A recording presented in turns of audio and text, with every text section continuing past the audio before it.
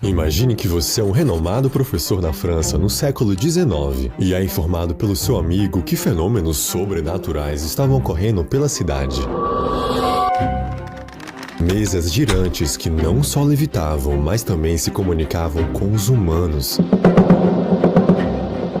O que você faria se ouvisse essa história? Acreditaria ou acharia que não passava de uma grande farsa? Bom, aquele homem até então católico e profundamente racional foi investigar aquilo tudo. E depois disso, o mundo nunca mais foi o mesmo.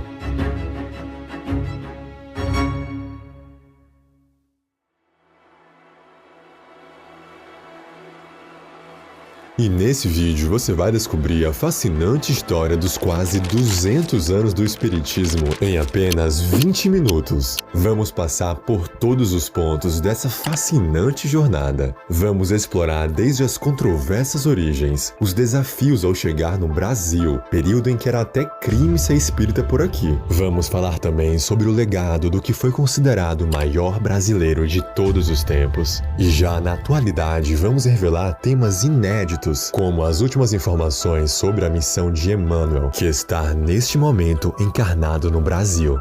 Vamos falar também as informações sobre a próxima encarnação de Chico Xavier e a visão espírita sobre o futuro da humanidade.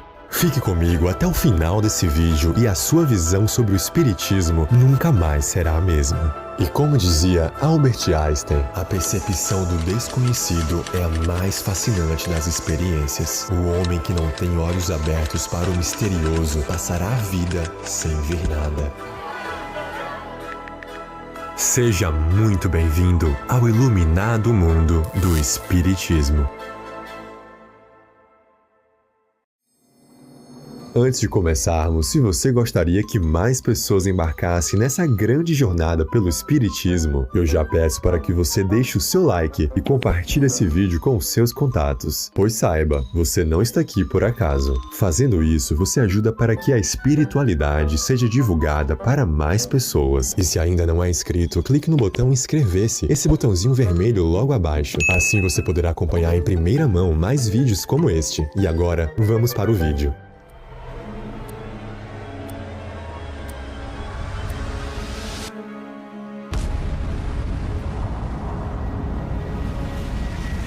Explorar a história do Espiritismo é reviver a trajetória da humanidade, pois os fenômenos espirituais fazem parte da nossa essência, de quem realmente somos. Contudo, o surgimento da visão espírita aqui na Terra abriu portas para uma compreensão mais profunda do que antes eram grandes perguntas sem respostas. E a história dessa doutrina que iluminou o mundo teve o seu começo um pouco antes do que você imagina. O movimento que teve sua explosão na Europa teve o seu começo em um pequeno vilarejo na América.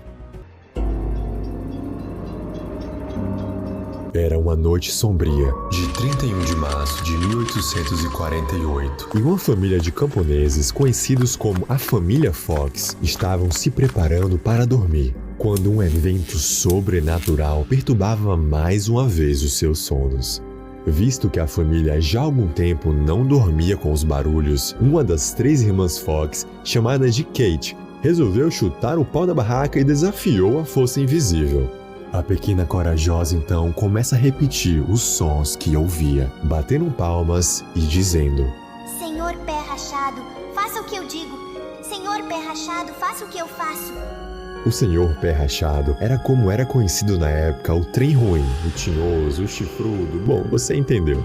Logo após, para a surpresa de alguns e espanto de todos, ouviam-se em resposta a quantidade exata de batidas correspondente ao número de palmas de Kate. Depois daquela noite, o pequeno vilarejo de Healdsville nunca mais foi o mesmo. E esse foi o primeiro caso de evento mediúnico que realmente foi documentado. E esse caso com as irmãs Fox foi tão conhecido e divulgado que foi respaldar lá na Europa, chegando nos ouvidos do homem que eu falei lá no início do vídeo. Lembra dele? Bom, ele ouviu essa história e se interessou ainda mais a estudar sobre, principalmente depois do seu grande amigo convencer de tais fenômenos. E o nome desse homem era nada mais, nada menos que Allan Kardec.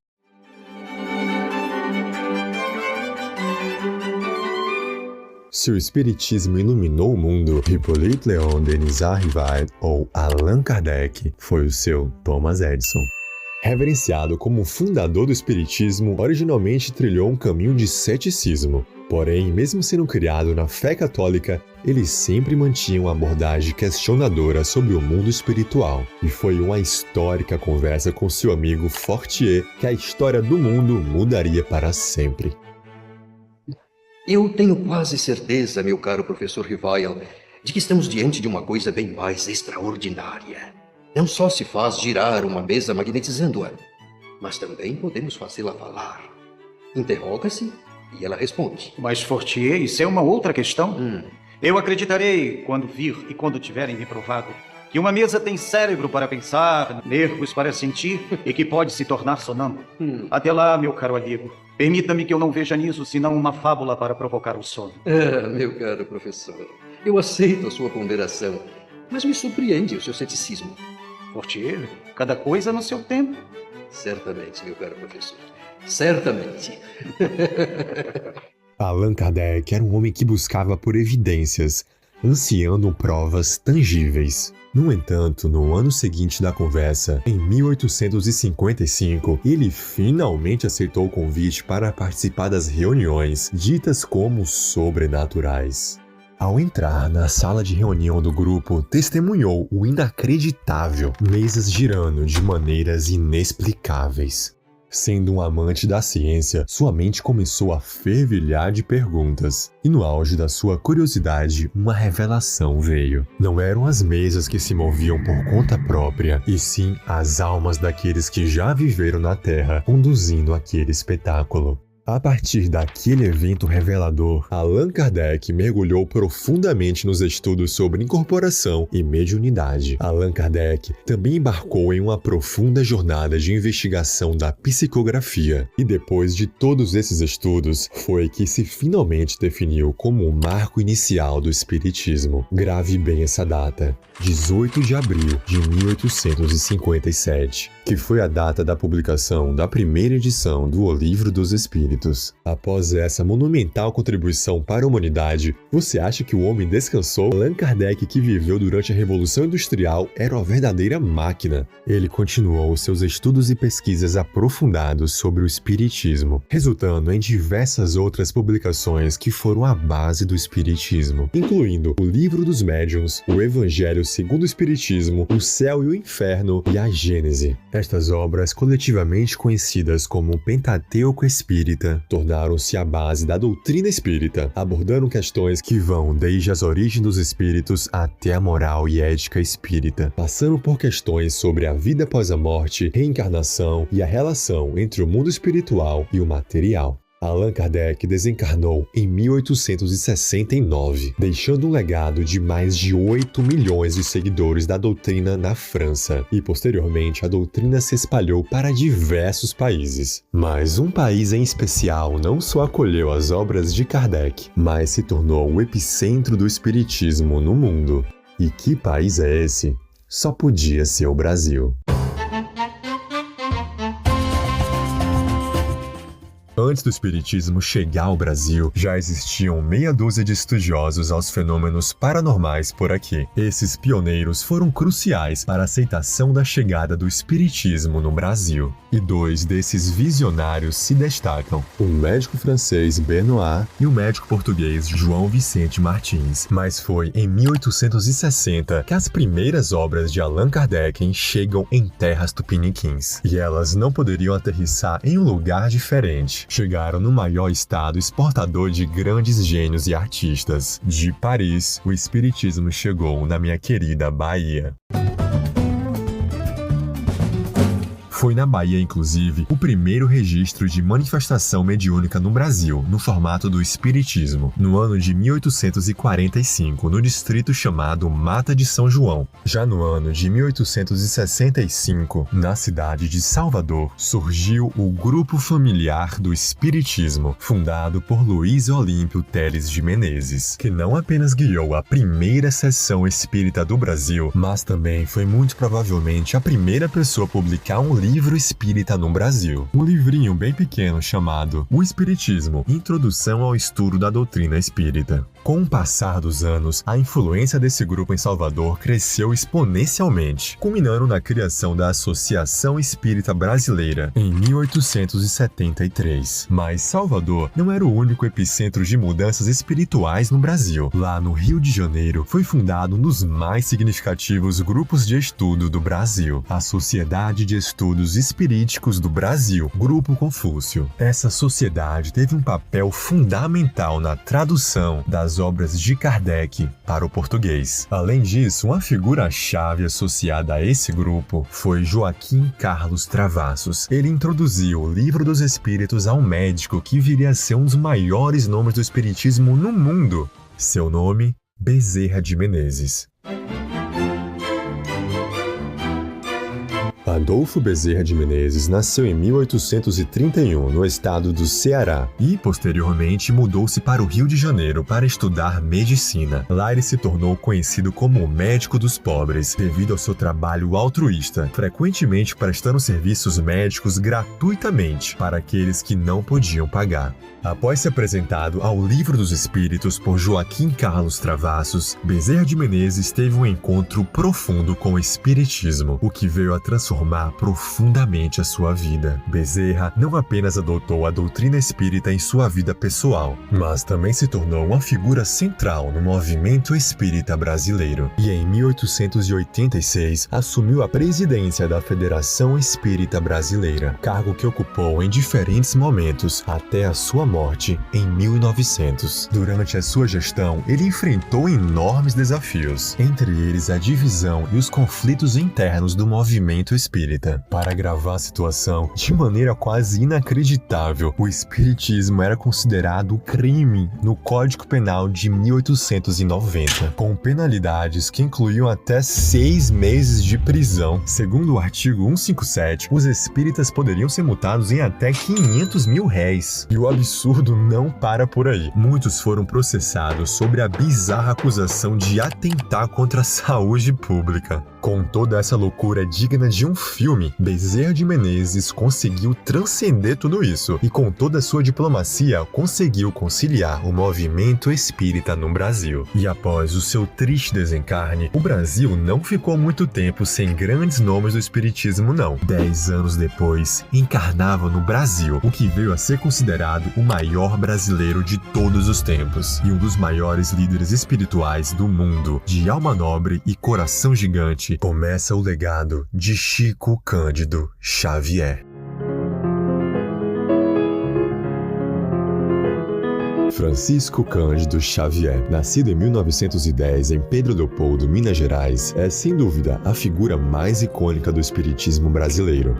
Desde cedo, Chico começou a demonstrar habilidades mediúnicas, alegando ver e ouvir espíritos. No entanto, foi somente na adolescência que ele começou a entender e a aceitar a sua mediunidade.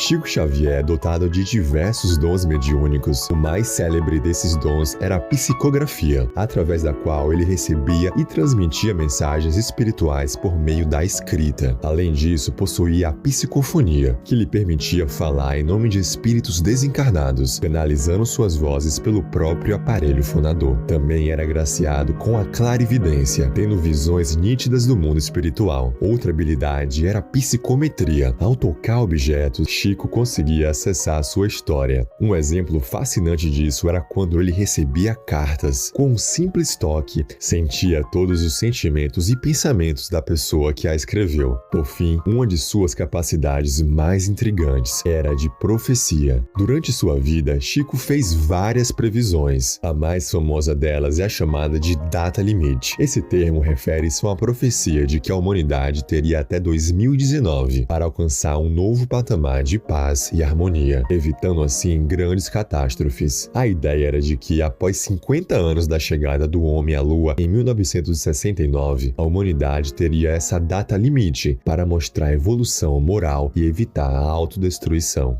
Ao longo da sua vida, Chico psicografou mais de 400 livros, recebendo mensagens de diversos espíritos, especialmente do espírito de Emmanuel, o seu inseparável mentor espiritual, que se apresentou quando Chico tinha apenas 21 anos de idade. Então você deve estar pronto para 3 regras básicas. Que regra?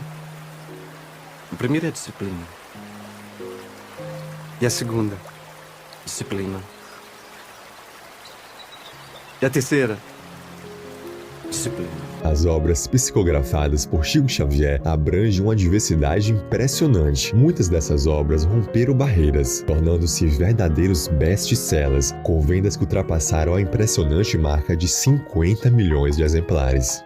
Esses textos foram cruciais para a popularização e aceitação do espiritismo no Brasil. E, acredite se quiser, o alcance da mediunidade de Chico foi tão impactante que até mesmo serviu como provas em processos criminais. Já na década de 1970, iniciou-se com 2 entrevistas históricas a Chico Xavier, vinculadas pela extinta TV Tupi, Canal 4 de São Paulo, no programa Pinga Fogo. A primeira noite de 28 de julho conseguiu a maior audiência da história da TV brasileira. E a segunda, já no dia 21 de dezembro de 71, também atingiu um grande sucesso em audiência.